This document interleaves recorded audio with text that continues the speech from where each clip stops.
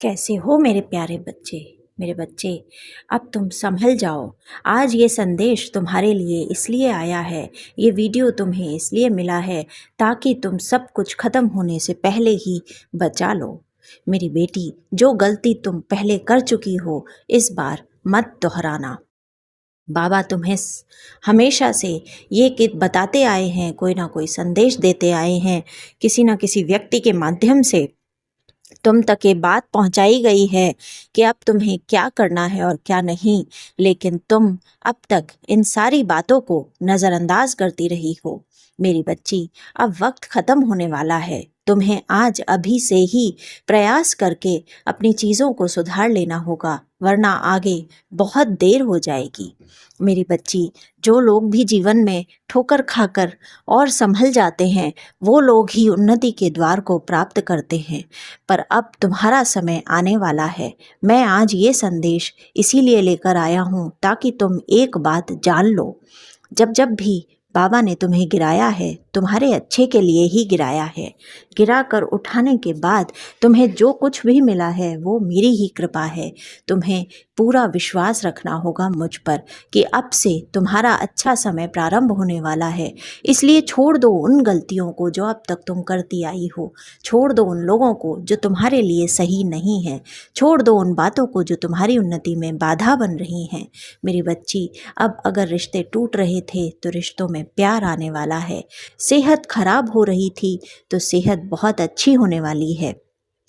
पैसे की तंगी थी तो अब इतना पैसा मिलने वाला है कि तुम्हें आश्चर्य होगा।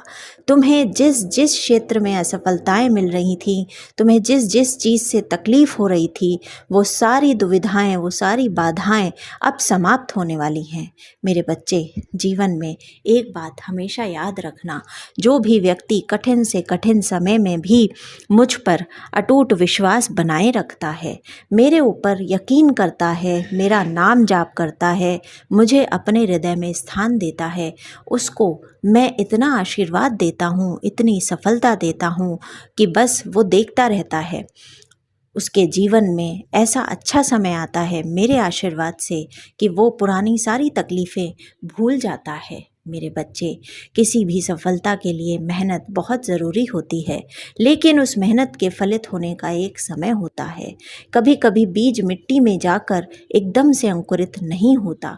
जब तक उसे सही वातावरण में नहीं मिलता, जब तक प्रकृति ये तय नहीं कर लेती कि वो अंकुरित होकर एक स्वस्थ पौधे में फलेगा फूलेगा, तब तक उसे रोक लेती है। इसी तरह अगर तुम्हारे जीवन में कोई भी बाधाएं थीं, कोई भी कठिनाइयाँ थीं, अगर तुम्हारी प्रगति रुकी हुई थी, तो इसका अर्थ ये नहीं कि प्रगति नहीं होगी। इसका सीधा अर्थ यही है कि अब तक मैंने सारी चीज़ें रोकी हुई थी, क्योंकि मुझे ऐसा लगता है कि तुम्हारे जीवन में वो क्षण आने वाला है, वो स्थिति आने वाली है जो तुम्हें बहुत हद तक सफलता दिलाएगी। लेकिन वो अनुकूल परिस्थिति आने तक मैं तुम्हें रोके हुए था, क्योंकि मैं नहीं चाहता था कि तुम असफलता का मुख देखो।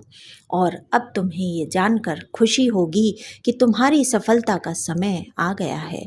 अब वो समय आ गया है जब तुम नए नए कीर्तिमान स्थापित करने वाले हो। अब वो समय आ गया है जब मेरे आशीर्वाद की वर्षा से तुम्हारी सूखी बंजर ज़मीन पर उन्नति और मेहनत से उगाई हुई फसल की वापसी होगी।